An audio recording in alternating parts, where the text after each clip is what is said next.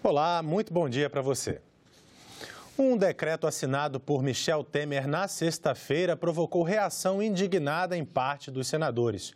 O texto cria regras especiais para facilitar a venda de bens das empresas de economia mista, aquelas controladas pelo governo, mas que têm ações nas mãos de particulares. É o caso do Banco do Brasil, Petrobras e Eletrobras. Vários senadores querem suspender o decreto presidencial.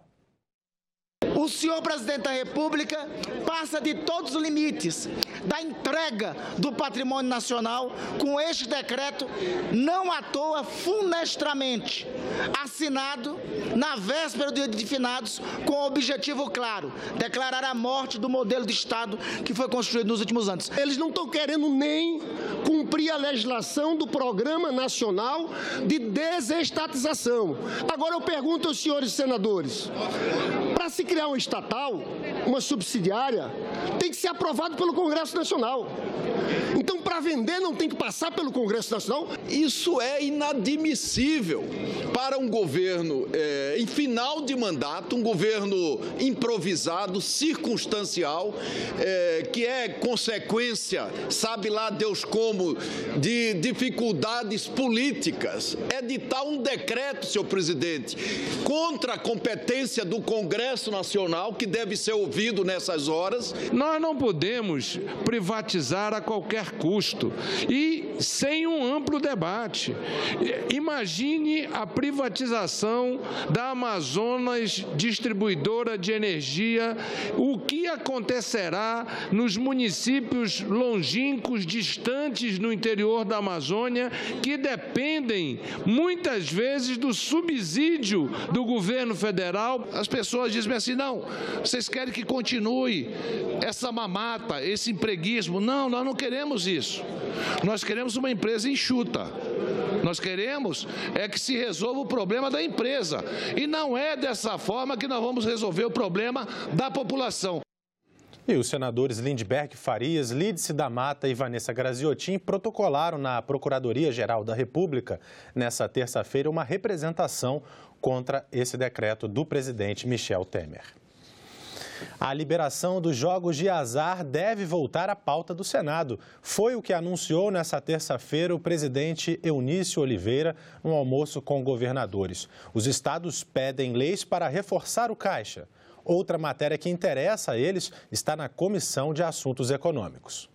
Durante o almoço, governadores e vices de 3 estados pediram ao presidente do Senado prioridade para a votação de uma pauta federativa. Tem um projeto tramitando no Senado, cujo relator é o senador Romero Jucá, que trata da regulamento da securitização. Esse projeto é muito importante para os estados, para a economia dos estados. Nos comprometemos aqui a pautar a matéria que está na CAI. Vou falar com o presidente da CAI, senador Tasso Gereissati, vou falar com o relator, senador Romero Jucá, para que a gente possa agilizar.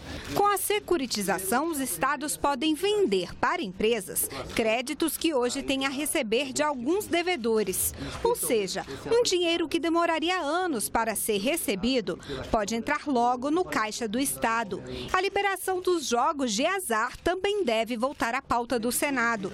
O presidente anunciou prioridade ao tema, mas com uma condição. Esses recursos arrecadados sejam destinados, na sua grande maioria, à segurança pública e a sua outra parcela vinculada também à saúde pública no Brasil. Então, os impostos arrecadados não vai para um fundo de tesouro, não vai ficar para fazer superávit primário ou qualquer outra coisa. Vamos conferir agora as atividades programadas para esta manhã aqui no Senado. Às 9 horas, haverá audiência pública na Comissão de Desenvolvimento Regional. O debate será sobre os planos de investimento da Petrobras na refinaria Clara Camarão, no Rio Grande do Norte. Também às 9 horas, a CPMI A CPI mista da JBS tem reunião para tomar depoimento de Wesley Batista. Na Comissão de Assuntos Sociais, o presidente do Tribunal de Contas da União apresenta relatórios de fiscalizações realizadas em diversos setores do governo. Às 10 horas vão tomar posse os novos integrantes do Conselho de Comunicação Social, um órgão de assessoramento do Congresso Nacional. A Comissão de Constituição e Justiça faz às 10 horas uma reunião e na pauta está um projeto para incluir o crime de homicídio contra idosos no rol de crimes hediondos. E na Comissão de Infraestrutura, às 10 horas, os senadores discutem a adequação das emendas da comissão apresentadas ao orçamento da União para 2018. Às 10h30, na Comissão de Educação, vai ser debatida a representatividade social da Ordem dos Músicos do Brasil. E às 11h30, na Comissão de Direitos Humanos, reunião para votar matérias. Na pauta, um projeto que obriga a instalação de brinquedos para crianças com deficiência em shoppings. E está marcada para hoje, às 19 horas, sessão do Congresso Nacional. 9 vetos presidenciais estão na pauta. A partir deste ano, o mês de dezembro será dedicado à campanha nacional de prevenção ao HIV, à AIDS e a outras doenças sexualmente transmissíveis. É o chamado Dezembro Vermelho. A lei que cria a campanha foi publicada hoje no Diário Oficial da União. A Lei Candir, que isenta do ICMS a exportação de produtos primários e semi-elaborados, deve ser revogada. Esta é a opinião da maioria dos parlamentares que fazem parte da comissão mista que analisa mudanças na lei. A comissão se reuniu nesta terça-feira para discutir o relatório. A votação do relatório final estava marcada para esta terça-feira, mas foi adiada a pedido do próprio relator. É que ainda não há acordo sobre o texto apresentado pelo senador Wellington Fagundes há uma semana. A posição do Ministério da Fazenda continua na mesma linha de uma certa inflexibilidade. O que eles aceitam, o que pode, que é possível, 1,9 bilhão hoje da Lei Candir e 1,9 bilhão do Fundo de Compensação das Exportações. O texto do relator prevê que a União repasse 9 bilhões aos estados e municípios, dinheiro para compensar o ICMS que eles deixam de recolher sobre exportações.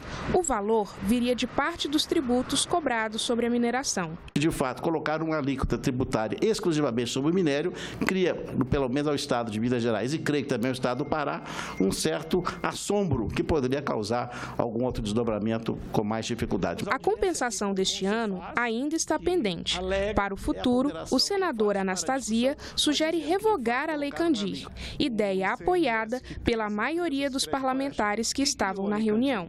Nós temos que fazer o nosso dever de casa, certo? Seguirmos o nosso compasso de encaminhamento e, evidentemente, que essas tratativas com o governo, no meu entendimento, e aqui quem fala é um parlamentar da base do governo, não resultará em absolutamente nenhuma solução. Também acredito que a gente não deva, neste momento ainda, levar essa discussão para que possa causar uma grande insegurança jurídica ao nosso país sobre a possibilidade de nós extinguirmos a Lei Candir. Eu acredito que esse não deva ser o caminho no momento, até porque esse país precisa de muito mais segurança jurídica e menos instabilidade. Eu não tenho medo do que falou o parlamentar que aqui estava quando ele fala sobre a questão da insegurança jurídica. Que a insegurança jurídica é maior do que existir uma lei dessa natureza, que tem compromissos, responsabilidades, né, que deveria devolver aquilo que nos tira no final dessa operação da Lei Candir e não nos devolve. A comissão da Lei Candir foi criada em agosto deste ano para regulamentar a compensação dos estados e municípios. Como não há regras claras para o repasse, a negociação é feita ano a ano. Em novembro do ano passado, o Supremo Tribunal Federal determinou que o Congresso resolvesse o impasse até o fim deste ano. Do contrário, a decisão ficaria para o Tribunal de Contas da União. A Comissão de Agricultura discutiu as regras para a importação de leite dos países integrantes do Mercosul. Os senadores ouviram representantes do setor produtivo e do governo federal. Os produtores brasileiros reclamam do preço do leite que vem do Uruguai. Segundo eles, a oferta de leite pelos produtores a menos de 80 centavos o litro inviabiliza a atividade leiteira no Brasil. O representante do Ministério das Relações Exteriores explicou que o Acordo de Assunção determina a livre circulação de mercadorias entre os países do Mercosul. Mesmo assim, no caso específico do leite, vigora um regime especial desde 2009. Dentro do próprio Mercosul, se desenvolveu um regime especial que é do interesse do setor de lácteos e que estabelece uma proteção com relação a terceiros mercados. Ele destacou o impacto positivo do Acordo do Mercosul para o comércio exterior brasileiro. Nos últimos 10 anos, o Brasil no Mercosul teve um superávit acumulado de 87 bilhões.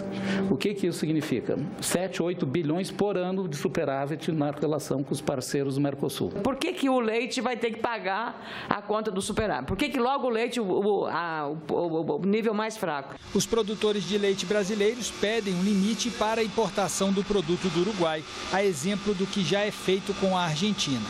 E fazem um alerta. Se o governo brasileiro não conseguir, de uma forma ou outra, criar esse limite, a cadeia não resistirá. Os produtores, eu vi aqui no começo o preço de 85 centavos, eu tenho um produtor que está aqui que está recebendo a 73 centavos. A 60 quilômetros de Brasília. A informação que eu tenho, Brandelli, é que, no caso de frangos, unilateralmente, o Uruguai estabeleceu uma cota de 200 toneladas anuais de frango brasileiro para entrar no Uruguai. Ora, porque se o Uruguai pode, e é do Mercosul, estabelecer cotas unilateralmente para um produto que nós temos grande competitividade, por que na área do leite nós não podemos também estabelecer cotas? Dados do Ministério da Indústria e Comércio apontam queda nas importações de leite esse ano e aumento do preço do produto para os consumidores. Tem os interesses aí dos produtores, também há um interesse da população por conta de um produto importante para a segurança alimentar, principalmente para a população de mais baixa renda, então a questão de preço é sensível também para esse lado da balança. Nós não podemos colocar a questão inflacionária do Brasil em cima dos pequenos produtores, especialmente de leite. Então nós tínhamos que ter uma segurança de preço médio, independente do leite vindo da Argentina ou vindo do Uruguai ou o Brasil está exportando.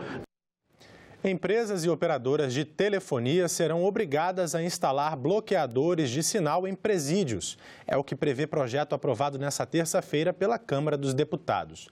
Pelo texto, tão logo a lei seja publicada, as empresas terão 180 dias para instalar os equipamentos nos presídios e também nos estabelecimentos que abrigam adolescentes infratores. As telefônicas serão ainda obrigadas a fazer a manutenção, troca e atualização tecnológica dos equipamentos.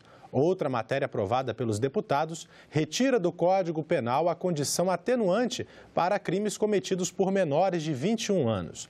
Ambos os projetos serão examinados agora pelos senadores. Ficamos por aqui. Você pode rever as reportagens desta edição na nossa página na internet, senado.leg.br/tv. Obrigado pela sua companhia e continue sintonizado aqui na TV Senado.